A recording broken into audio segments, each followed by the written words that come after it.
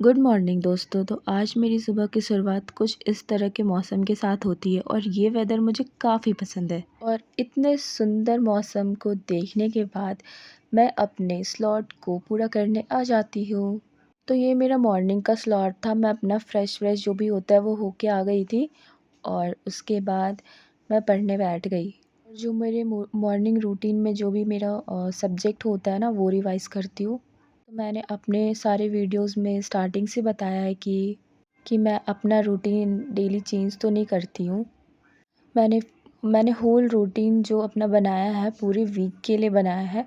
तो इससे मैं हमेशा बोलती हूँ कि मेरी कंसिस्टेंसी एटलीस्ट ख़राब नहीं होती है। तो आपको जैसा अच्छा लगे वही कीजिए। मैं तो बार-बार अपने वीडियोस में यही बोलती हूँ। तो आज मैं पॉलिटी में पढ़ रही थी चैप्टर राष्ट्रपति पढ़ रही थी प्रेसिडेंट।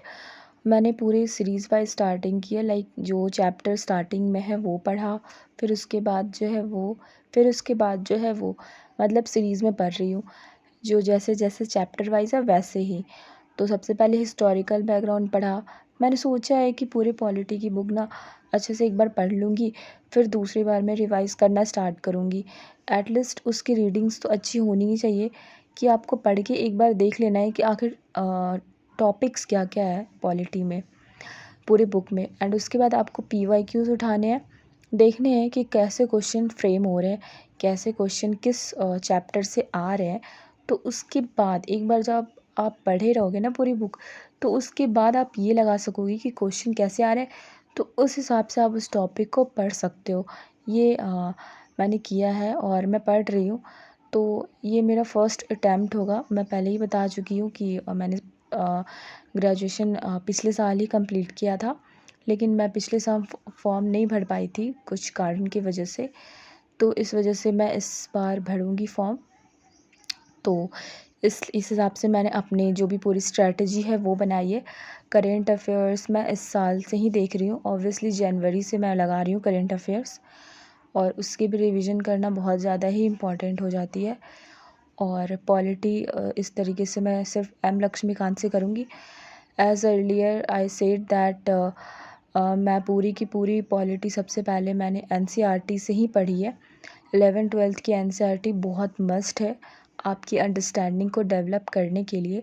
तो आप ज़रूर पहले 11th-12th की एनसीईआरटी करना पॉलिटी की, उसके बाद ही आप एम लक्ष्मीकांत में आना। मुझे ऐसा लगता है कि उससे अच्छे से कॉन्सेप्ट क्लियर हो जाती है, तो फिर आपको दिक्कत नहीं होती है। बहुत ही बेसिक नॉलेज है 11th की एनसीईआरटी में, सारे के सारे फेडरलिज़्म है उसमें, और अलग-अलग चैप्टर को पूरा वो जो कहते हैं ना उसे पूरा एक्सपेंशन करके दी दी हुई है पूरी बुक।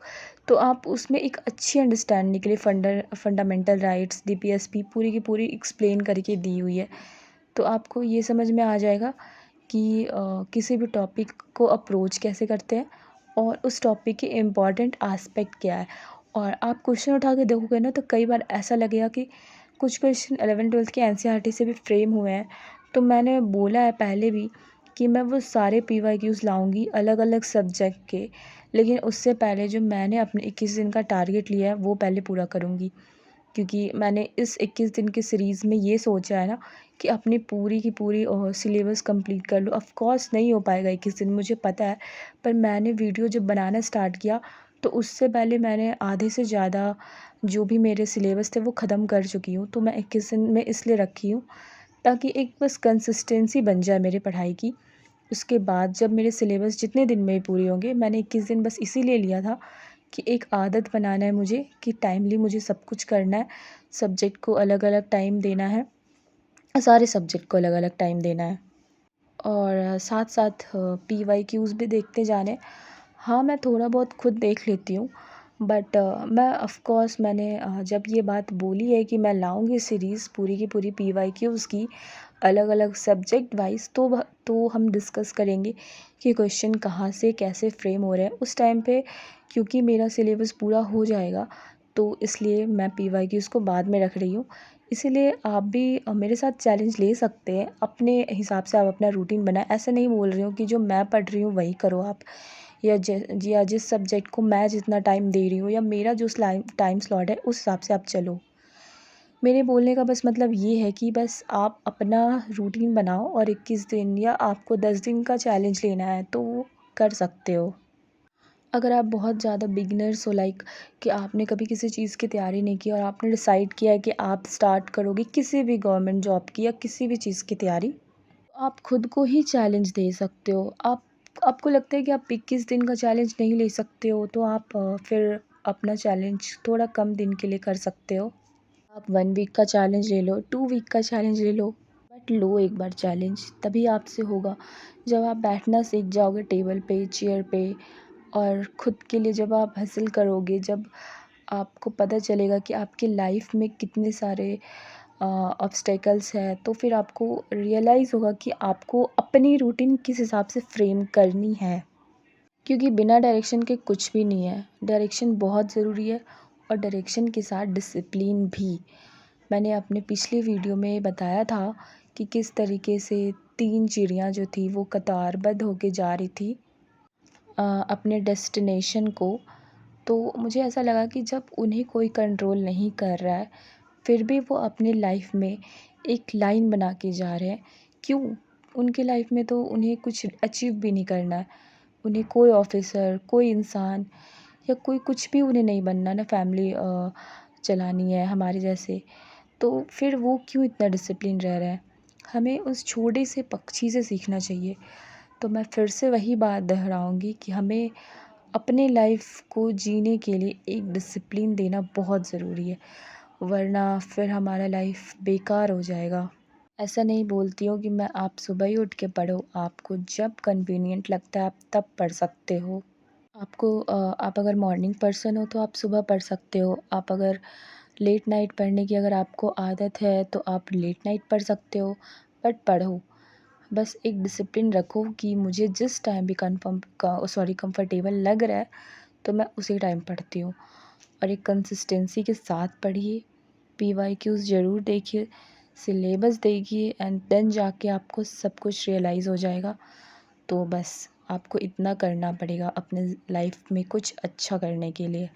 तो इसलिए मैंने बस बीपीएससी की एसआई वगैरह की फॉर्म नहीं भरी है क्योंकि मुझे फील्ड वर्क मेरे से उतना नहीं हो पाएगा, इसलिए मैं नहीं भरी हूँ उसे। तो इस वजह से मैं अभी इस बीपीएससी सिविल सर्विस की तैयारी कर रही हूँ। वो सीसी कर रही हूँ। मैं टीचर वाला बीपीएससी नहीं कर रही हूँ। ऑलरेडी मैंने बता दिया होगा शायद, नहीं बताया तो मैं फिर से बता देती हूँ क्योंकि मैंने बीएड भी नहीं किया है। आप अगर सेकंड ऑप्शन लेना चाहते हैं तो ज़रूर आप ले सकते हैं। मुझे लगता है कि उन्हें अपना सेकंड ऑप्शन लेके चलना चाहिए तो आप ज़रूर लें। और वैकेंसी भी काफ़ी ज़्यादा निकाल रही है बिहार सरकार टीचर वाले में। तो मुझे लगता नहीं कि उसमें लोगों को अगर मेहनत करे तो ना हो सकता है ऑफ़ कोर्स उसमें वैकेंसी भी काफ़ी ज़्यादा है। आप चाहो तो आप उसके लिए कर सकते हो, बट आपको उसके लिए पहले बीएड करना पड़ेगा या फिर डीएलएड भी कर सकते हो पढ़ाने के लिए। आप वो 5 तक के बच्चों को शायद पढ़ाने के लिए होता है डीएलएड, और बीएड करने के बाद आप हायर क्लास के बच्चों को भी पढ़ा सकते हो। तो गाइस मैं पूरे दिन की वीडियो तो नहीं रिकॉर्ड कर पाती हूँ क्योंकि फिर मुझे दोपहर में भी पढ़ना होता है और मैं हर टाइम मैं बार बार बोली हूँ कि कैमरे के सामने खुद को रिकॉर्ड नहीं कर सकती हूँ। एक तरह से मुझे कंफर्टेबल भी नहीं लगता है। ये वीडियो मैं बस मोटिवेशन के लिए ही बनाती हूँ। तो इसके बाद मैं अपने साइंस का स्लॉट पूरा करती हूँ दोपहर में, वो भी बहुत ज़रूरी है, मैं उसे छोड़ नहीं सकती। और अभी मैंने बताया कि मैं 10th क्लास की एनसीईआरटी कर रही थी, तो आज मेरा 10th का भी एनसीईआरटी कंप्लीट हो गया है साइंस का। अब मैं 11th-12th की जो सेलेक्टिव चैप्टर्स है वो करूँगी क्योंकि वो भी बहुत ज़रूरी है। और उसके बाद मेरा साइंस का टॉपिक कंप्लीट हो जाएगा, फिर मैं एक बार क्वेश्चन लगाना स्टार्ट करूँगी। मैं सारे वीडियोज़ आपको दूँगी अलग अलग सब्जेक्ट के according to PYQs and syllabus. पर वही है कि मैं अभी 21 दिन का चैलेंज ली हूँ तो पहले उसे पूरा कर लूँगी, फिर मैं सोचूँगी नहीं, बनाऊँगी, ज़रूर बनाऊँगी इस पे वीडियो, ये बहुत इम्पॉर्टेंट एस्पेक्ट है तो इसलिए। उसके बाद मुझे हिस्ट्री भी पढ़नी होती है, वही मैं स्पेक्ट्रम पढ़ रही हूँ और डेली का मैंने टारगेट सेट किया है कि मुझे इतना इतना पढ़ना है, कुछ भी हो जाए बस मुझे पढ़ना है, ये इतना मुझे पढ़ के रहना है। और क्योंकि मुझे इंटरेस्ट मैंने पहले ही बताया कि नहीं आती है, बस पढ़ना होता है। तो अभी तक भी मेरा ज़्यादा कुछ सिलेबस नहीं कंप्लीट हो पाया। मुझे लगता है हिस्ट्री मेरा हमेशा बच जाएगा, और मेरा इतना पेस भी हाई पेस भी नहीं है, सॉरी मतलब इतने मेरे में कैपेसिटी नहीं है कि मैं जल्दी जल्दी हिस्ट्री कंप्लीट कर दूँ, जबकि इसमें अराउंड 900 के पेज हैं और मुझे वो कंप्लीट करना है। मैंने जब पहली बार रीडिंग दी थी ना बुक की, तो मैंने 30-30 पेज करके डिवाइड किया था पर डे के हिसाब से। तो मैंने अराउंड 1 मंथ में वो बुक कंप्लीट कर ली। बट मुझे अंदर से सैटिस्फैक्शन नहीं मिला, क्योंकि ऑब्वियसली मुझे इंटरेस्ट नहीं है, तो वो समझ में नहीं आया टॉपिक्स ना। तो इसलिए मैंने फिर से स्टार्ट किया उसे पढ़ना, और इस बार मुझे चाहे कितना भी टाइम लगे, लेकिन मैं पढ़ूँगी तो बिल्कुल थॉरो ही। इस बार मैं टारगेट पूरे करने के चक्कर में मैं अपने टॉपिक्स की अंडरस्टैंडिंग के साथ कोई भी कॉम्प्रोमाइज़ नहीं कर सकती हूँ। तो बस इसलिए अब मैं थोड़ा मखाना खा लेती हूँ। अब बिहार की इतनी फ़ेमस चीज़ है, तो ऑब्वियसली हमें इसका लाभ ज़रूर उठाना चाहिए। और मैं शाम को थोड़ा बाहर चली जाती हूँ, बहुत बहुत बोर हो गई थी घर में, तो बहुत अच्छा मौसम भी कर रहा था, इसलिए मैं थोड़ा घूमने निकल जाती हूँ। ये भी ज़िंदगी में बहुत ज़रूरी है। फिर वापस आकर घर में कुछ फल खाए मैंने, और उसके बाद वापस से वही अपने दिनचर्या पे बैठ गई, और लास्ट में करंट अफेयर करती हूँ। और लास्ट में एक क्वेश्चन भी, सबसे लास्ट में मैं एक पीवाईक्यूज़ की आंसर राइटिंग भी करती हूँ, जो कि बहुत ज़रूरी है। बस अपना स्लॉट पूरा करती हूँ, इतना मैं डेली करती हूँ। और फिर उसके बाद मम्मी खाना बना रही थी, तो फिर मैं खा लेती हूँ। मैं उसकी रिकॉर्ड नहीं कर पाई वीडियो, और खाने के बाद मैं बस छत पे थोड़ा टहलने आ जाती हूँ। और हाँ, इतना सब्जेक्ट मैं डेली करती हूँ। तो थैंक यू गाइज़।